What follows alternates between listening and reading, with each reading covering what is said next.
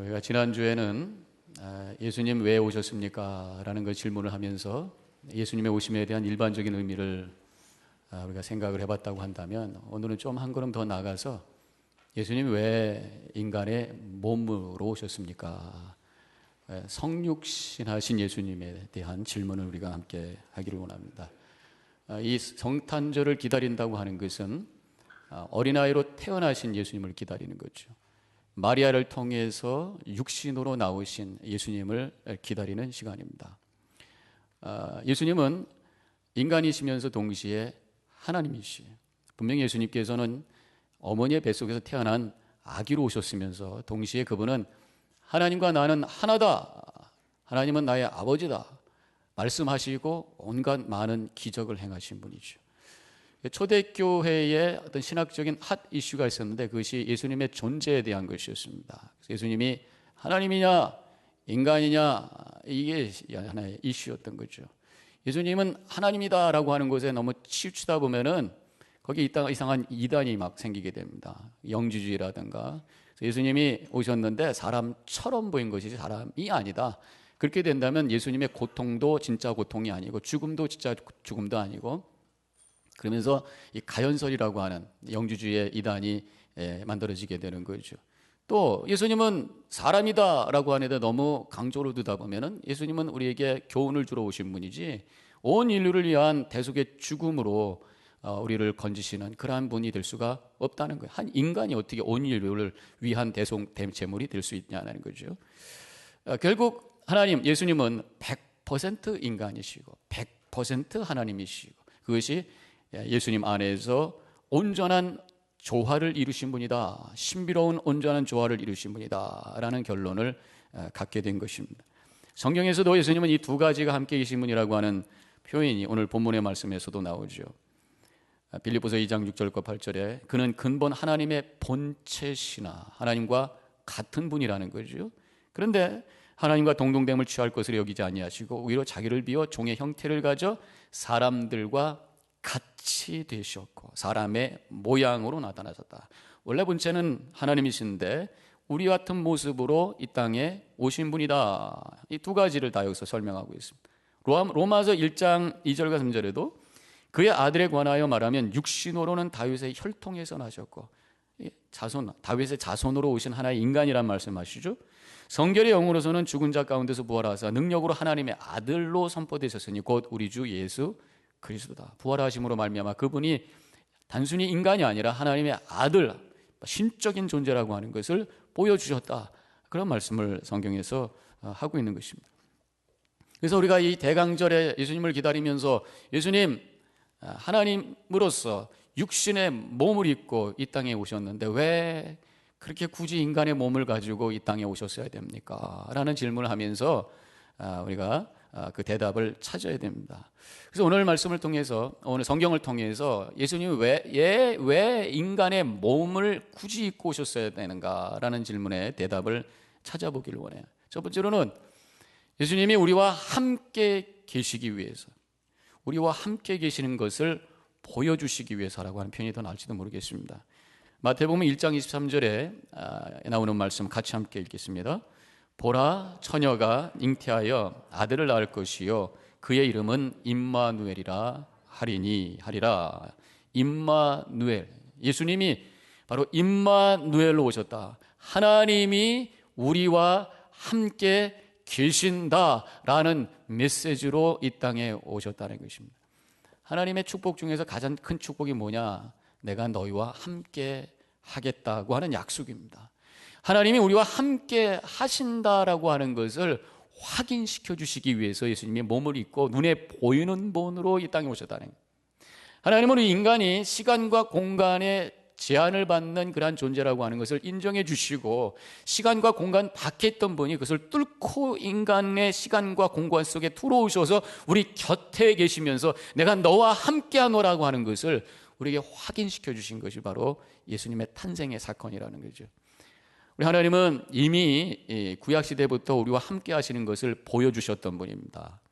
이스라엘 백성과 시내산에서 언약을 맺으신 다음에 그 다음에 성막을 짓도록 하셨어요. 성막이 뭡니까? 바로 그 안에 법궤가 있어서 하나님이 이스라엘 백성들과 함께 동행하신다고 하는 것을 보여주는 사건이었다는 거예요.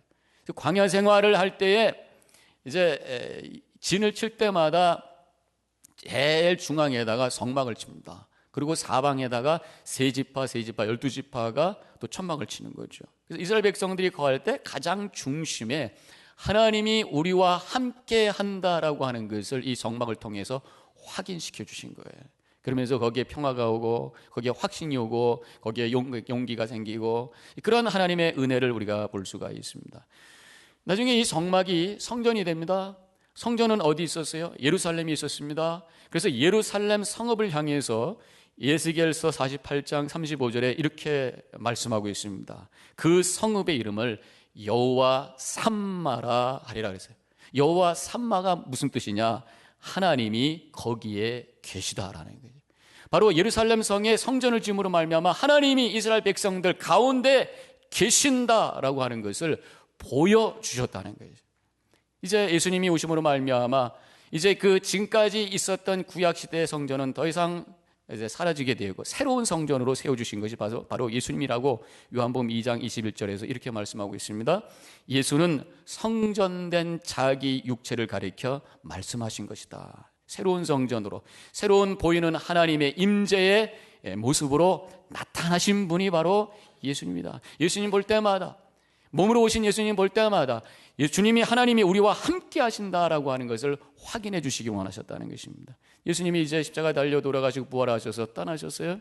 그리고 이제 예수님께서 예수님을 믿는 자들에게 계속해서 하나님이 우리와 함께 하신다고 하는 것을 보여주는 사건을 이어주셨습니다. 그게 뭡니까? 성만찬입니다. 성만찬을 통해서 예수님은 안 계시지만 우리는 예수님을 봅니다. 예수님의 육체를 봅니다. 예수님의 보혈을 봅니다. 그래서 그것을 통해서 내 안에 우리 주님이 나와 함께 하신다고 하는 것을 확신하면서 살게 되는 거예요. 그래서 원래 성만찬은 초대교회에서는 매주일 성만찬 의식을 했습니다. 하물며 지하 굴 속에 피해 있을 때도 거기서 눈물을 흘리면서 성만찬을 대하면서 주님이 이곳에서도 함께 계신다라고 하는 것을 확인하면서 소망 가운데 있었던 거예요. 이제 성만찬이 있는 그 믿음의 공동체를 뭐라고 그럽니까? 교회죠. 하나님께서는 이제 교회를 통해서 이 세상을 향해서 주님이 여기 계신다라고 하는 것을 보여주기를 원하시는 것이에요. 그래서 우리가 교회는 우리 자신이 교회잖아요. 성만찬을 대한 사람들이 모여 있는 것이 교회입니다. 성만찬을 통해서 주님이 내 속에 계시고 그래서 주님과 함께 있는 사람들이 모여 있는 것이 교회예요. 그래서 교회는 이 세상 속에 하나님이 여기 계시다고 하는 것을 보여줘야 돼. 여기에 소망이 있다고 하는 것을 보여줘야 돼. 여기에 기쁨이 있고 은혜가 있다고 하는 것을 보여줘야 돼. 구원이 있다고 하는 것을 보여줘야 돼. 한 사람 한 사람은 이 세상 속에 소금과 빛의 역할을 감당하며 예수님이 여기 계시다고 하는 것을 보여주는 삶을 살아가야 되는 것입니다. 주님이 나와 함께 하시다고 하는 것을 확신하고 더 나아가서 우리로 인하여 하나님이 여기에 계시다고 하는 것을 보여주면서 세상을 향해 나아가는 우리 성도님과 제가 되기를 주님의 이름으로 간절히 축원합니다. 두 번째로 왜 예수님이 몸으로 이 땅에 오셨을까요? 그 질문에 대한 대답은 대속물이 되시려고 이 땅에 오셨다라는 대답을 찾아볼 수가 있습니다. 디모데전서 2장 5절과 6절에 있는 말씀 같이 함께 읽겠습니다. 시작. 곧 사람이신 그리스도 예수라 그가 모든 사람을 위하여 자기를 대속물로 주셨으니 기약이 이르러 주신 증거니라. 사람이신 그리스도 예수라. 예수님이 사람이 되신 것은 대속물로 자신을 주시기 위하신 것이다. 대속물이 뭐예요? 죄값을 치르시기 위한 제물입니다. 죄값을 치르기 위한 제물이 되기 위해서는 피를 흘려야 되고 고통을 받아야 되고 죽음을 경험해야 돼요. 쉽게 얘기하면 예수님께서 왜 몸을 입고 이 땅에 오셨습니까? 고통받고 피 흘리면서 죽기 위해서 몸으로 오셨다는 거예요. 영이신 하나님께서는 피 흘리실 수가 없어요. 고통을 경험하실 수가 없습니다. 그런데 육신을 입고 오셔서 피 흘리시고 찢기시고 고통당하시고 죽으심으로 말미암아 우리의 죄값을 치러주시는 대속물이 되어 주셨다는 거죠. 얼마나 감사한지 모릅니다. 이 대속물이라고 하는 것을 다른 말로 얘기하면 몸값이에요. 랜섬. 그래서 예수님께서 십자가에 달리실 때 7마디를 하셨는데 그 중에 한 마디가 뭐냐면 다 이루었도다, 그런 말씀이 있습니다. 다 이루었도다라고 하는 말씀은 테텔레스타이라는 거예요. 테텔레스타이라는 게 뭐냐? 빚을 갚았다, 빚을 갚았다, 그런 말씀이에요. 다 이루었다라는 말씀 속에는 it is finished라고 하는 그런 해석도 할 수 있지만 또 다른 표현이 있습니다. it is paid라는 것이, 예수님의 피값을 통해서 우리의 죄값을 치러주셨다는 거예요. 하나님의 법칙 속에는 피 흘림이 없은즉 사함이 없느니라고 하는 히브리서 9장 22절에 있는 말씀이 있습니다. 우리의 죄의 값이 치러주기 위해서는 피가 흘려져야 돼. 안 그러면 내가 피를 흘려야 돼. 안 그러면 내가 죽어야 돼. 우리 스스로가 내 죄의 값을 낼 수 있는 그 능력이 없어요. 지난 주일날도 말씀드렸습니다만 우리의 노력과 전 인생을 아무리 열심히 뛰고 날른다고 해도 우리의 힘으로는 갚을 수 없는 엄청난 죄의 값이 있다는 거예요. 결국 우리가 감당할 수 있는 것은 내 피값, 내 죽음을 드릴 수밖에 없어요. 그 죽음이라는 게 육신의 죽음뿐만 아니라 영의 죽음, 영혼의 죽음, 지옥불에 던져지는 영원한 고통의 죽음을 갚아야만 하는 거예요. 근데 예수님께서 대신 십자가 위에서 다 이루셨다, 십자가에서 고통당하시고 피 흘리심으로 말미암아 우리의 죄값을 다 치루어 주셨다라고 하는 고백, 그러니까 믿음으로 그것을 고백할 때 내 안에 있는 죄값이 치루어지는 놀라운 은혜, 이것이 복음인 줄로 믿으시기를 주님의 이름으로 간절히 축원합니다. 이러한 고백을 했을 때 예수님께서 몸을 입고 오신 것이 우리의 죄값을 치르시기 위해서 스스로 고통당하시고 피 흘리시고 죽으시기 위해서 오셨다면 예수님에 대한 십자가의 고백이 그냥 교리적인 중얼거림이 돼서는 안 돼. 예수님에 대한 십자가의 고백이 그저 저 멀리 떨어져 있는 나는 군중 속에 파묻혀서 주님께서 우리를 위해서 돌아가셨습니다라는 그 정도가 아니라 이것은 아주 리얼해야 됩니다. 나를 위해서, 내 죄값을 치러주기 위해서 예수님께서 처절히 고통당하셨다고 하는 고백을 한다면 멀리서 예수님을 보는 것이 아니라 예수님이 고통당하는 바로 그 곁에서 예수님의 고통을 내가 몸소 느끼면서 그 감격 속에, 감사 속에 그것을 바라봐야 돼. 예수님께서 채찍을 당하시는 그 바로 옆에서 채찍 때문에 피가 튀고 있을 때 그 피가 튀는 것이 내 몸에 묻어야 되는 것이고, 예수님의 고통의 소리가 내 귀에 들려야 되는 것이고, 십자가 엎드려서 예수님께서 흘리시는 그 보혈이 내 머릿속에 뚝뚝뚝 떨어지는 것을 체험하면서 주님 감사합니다 고백할 수 있어야 돼요. 주님 나는 죄인으로서 고백하면서 진정한 회개가 나와야 진정으로 십자가를 고백하는 믿음의 모습인 줄로 믿으시기를 바랍니다. 그래서 우리가 십자가를 바라볼 때마다 주님의 그 은혜를 통해서 우리가 새로워지는 축복을 체험해야 되는 거죠. 또 한 가지, 예수님 왜 몸을 입고 이 땅에 오셨습니까? 질문에 대한 대답을 한다면 우리 인간의 고통을 이해하기 위해서, 우리를 이해해 주시기 위해서. 히브리서 4장 15절에 있는 말씀 우리 같이 함께 읽겠습니다. 우리에게 있는 대제사장은 우리의 연약함을 동정하지 못하실 리가 아니요 모든 일에 우리와 똑같이 시험을 받으신 이로서 죄는 없으시로다. 대제사장이 누구예요? 예수님을 얘기하는 것입니다. 예수님은 우리와 똑같이 몸을 입으시고 똑같이 고난을 경험하시고 똑같이 우리의 인생의 여정을 걸어오시기 때문에 우리의 연약함을 너무나도 잘 아시고 우리가 똑같이 시험을 받으셨기 때문에 우리가 시험받고 고통받을 때 너무나도 잘 이해하시는 그분이 우리 예수님이시다, 그런 말씀이에요.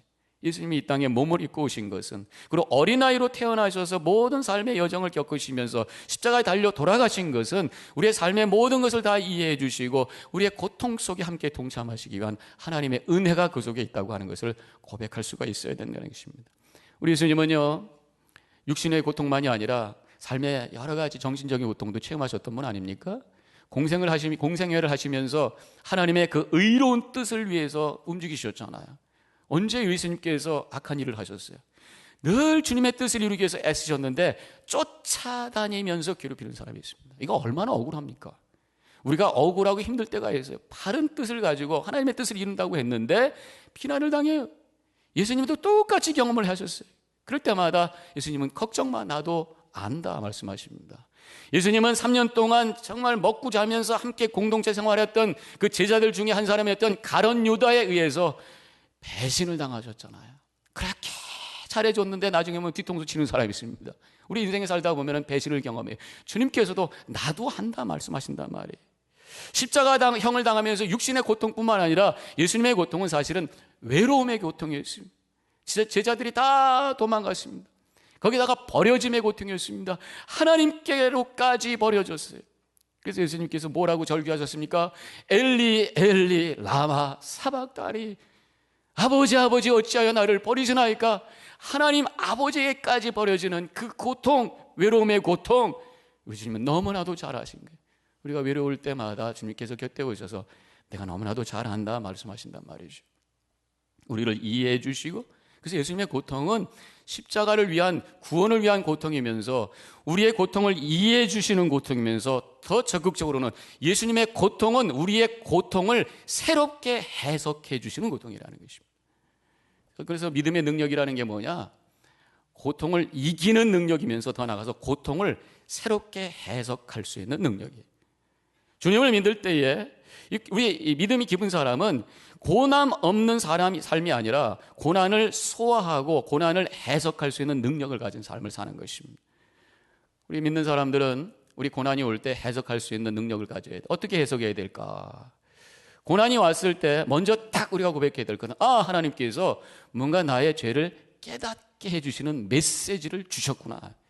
근데 많은 사람들은요, 고난이 오면 흔히들 하는 게 뭐냐면, 내가 뭐가 잘못해가지고 죄값을 받는가 보다. 이거는 복음적인 생각이 아닙니다.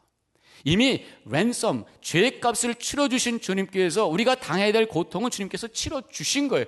그럼에도 불구하고 우리가 고통과 고난 속에 이 세상에 살아나갈 때 그것은 주님께서 우리를 새롭게 하시기 위한, 내 죄를 깨닫고 하나님의 뜻 안에 바로 살게 하시기 위한 그러한 처방이라는 것입니다. 하나님의 은혜와 복을 가로막고 있는 죄를 처리하시기 위한 하나님의 강한 처방이라고 하는 그 믿음의 고백을 하면서 그것을 받아들여야 되는 거예요. 잘 될 때는요, 관심이 다 밖에 있습니다.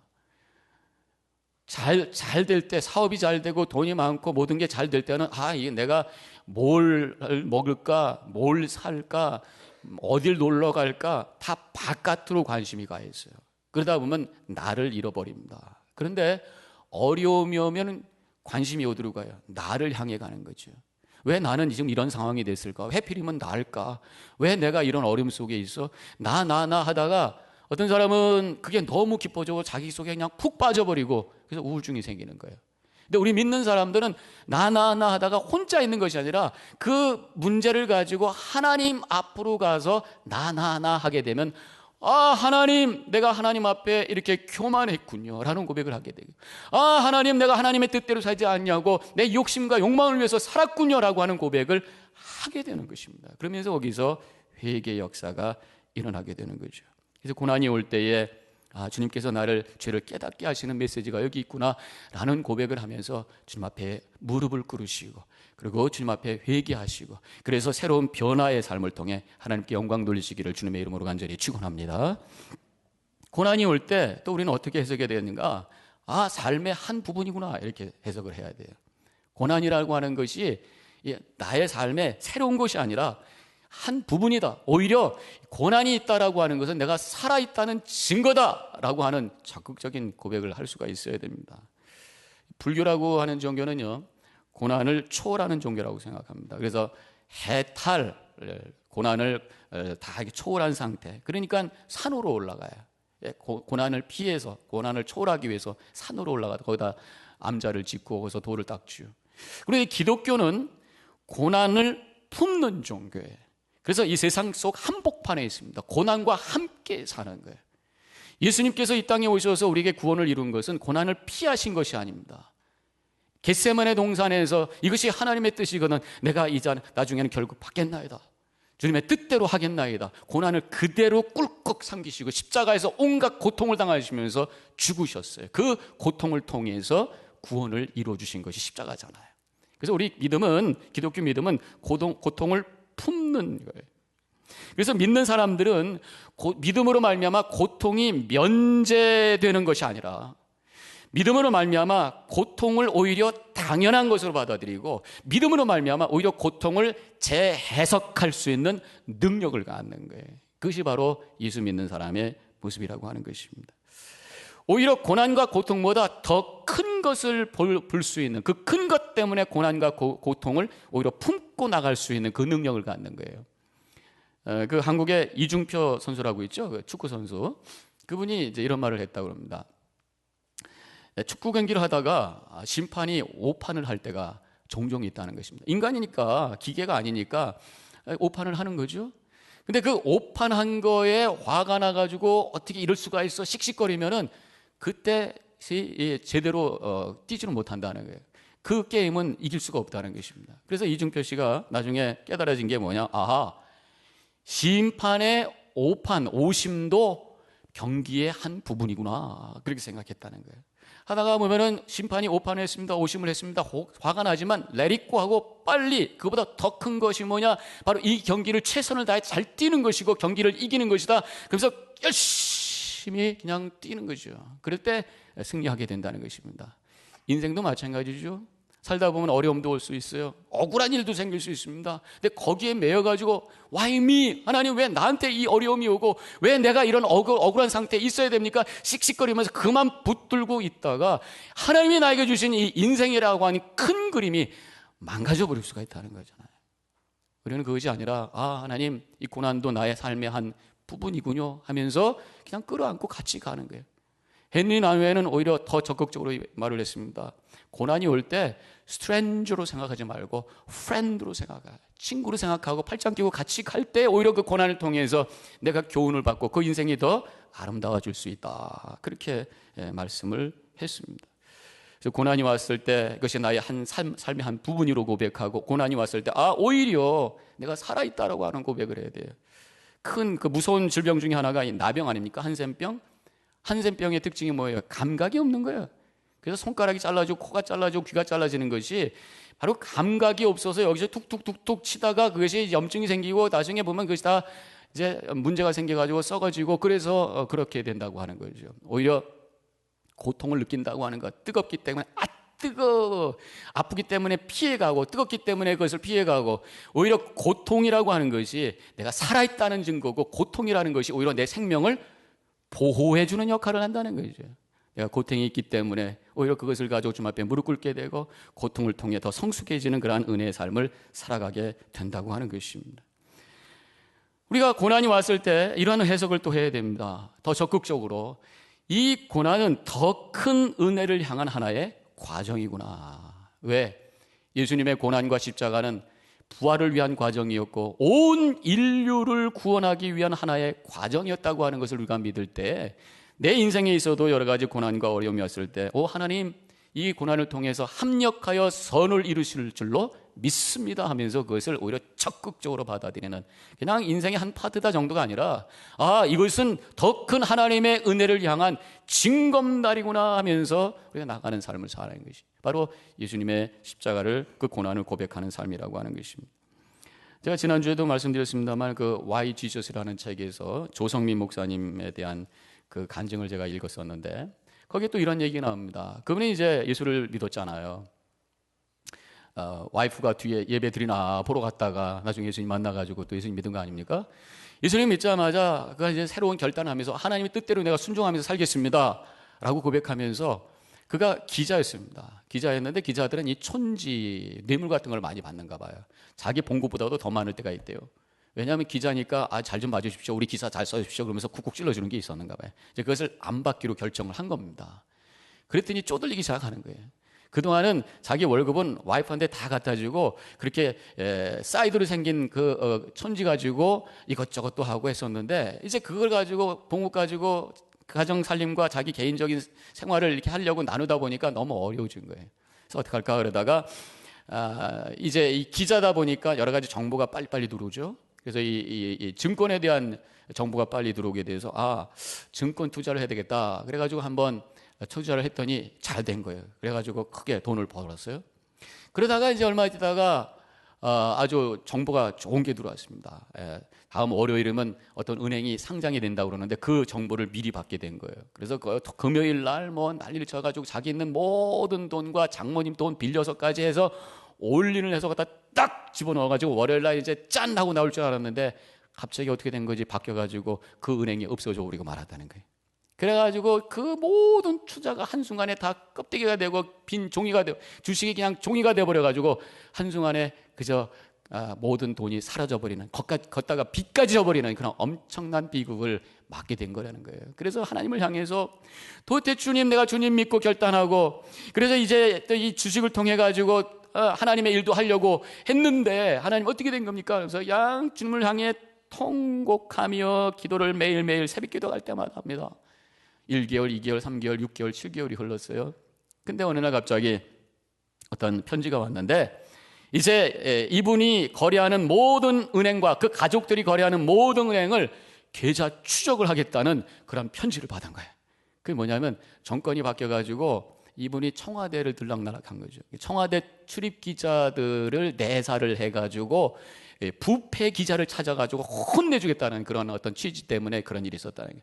그 편지를 받고 이분이 뭐라고 그랬겠어요? 할렐루야, 하나님 감사합니다. 오히려 자기 그 뱅크에 텅텅 비어있기 때문에 와도 아무것도 찾을 수가 없어요. 만약에 자기가 그 주식에서 대박이 터져가지고 돈을 엄청 벌어가지고 뱅크에다가 돈을 많이 집어넣었다면 부패기자 제1호로 잡혔을 것이고 감옥까지 갔을 거라는 거예요. 그런데 하나님의 은혜로 다 껍데기로 만드셔가지고 6개월 동안 여러 가지 뒤져봤자 아무것도 안 나오게 하셔서 그 위기를 극복하셨으니 할렐루야. 그러면서 하나님이 주신 고난이라고 하는 것이 끝까지 가봐야 된다는 거예요. 나중에 하나님께서 그 고난을 통해서 또 은혜를 허락해 주시는구나 라는 그러한 체험을 했다는 간증을 하고 있습니다. 고난이라고 하는 것은 예수 믿어도 없어지는 건 아니에요. 고난이라고 하는 것은 예수 믿어도 면제되는 것은 아닙니다. 오히려 고난은 예수를 믿어서 이길 수 있는 능력을 주시는 것이고 고난을 해석할 수 있는 지와 능력을 갖는 것이. 인생을 살다가 보면 고난이라고 하는 것이 파도처럼 옵니다. 어떤 사람은 파도 때문에 막 두려워하고 넘어지고 쓰러지지만 그러나 예수 믿는 사람들은 오히려 파도를 즐길 수 있는 사람이 되어야 돼요. 서핑하는 사람은 파도가 오면 오히려 신난다고 뛰어가는 것처럼 우리 믿는 사람들은 그 파도와 같이 다가오는 고난을 해석할 수 있는 능력이 있기 때문에 그 속에서 하나님의 은혜를 찾아내며 감사할 수 있는 사람이 되어야 되는 것입니다. 고통에는 두 가지가 있습니다. 한 가지는 당하는 고통이 있어요. 또 한 가지는 선택하는 고통이 있습니다.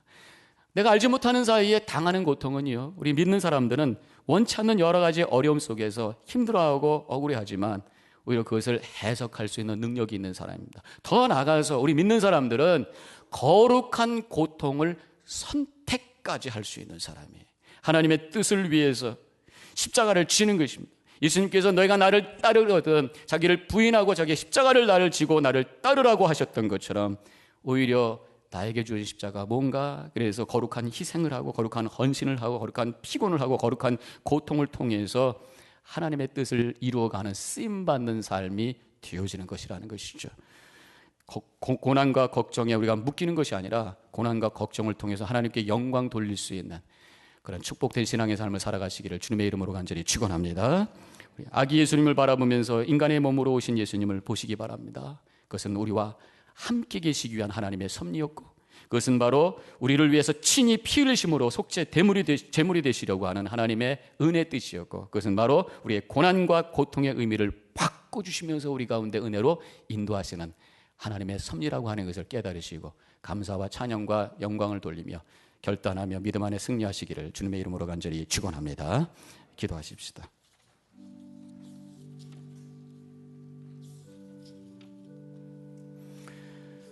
예수님 왜 인간의 몸으로 오셨나요? 질문을 다시 한번 해보시기 바랍니다. 우리와 함께 하심을 확인시켜 주시기 위해서 우리의 죄값을 치르시는 그 고통과 피 흘림과 죽음을 친히 경험하시기 위해서 우리의 모든 고난을 바꿔주시기 위해서 고난의 해석을 허락해 주시기 위해서 몸을 입고 이 땅에 오신 예수님을 바라보면서 감사하시고 또 그 앞에 새로운 결단의 시간이 되시길 바랍니다. 잠깐 묵상합니다.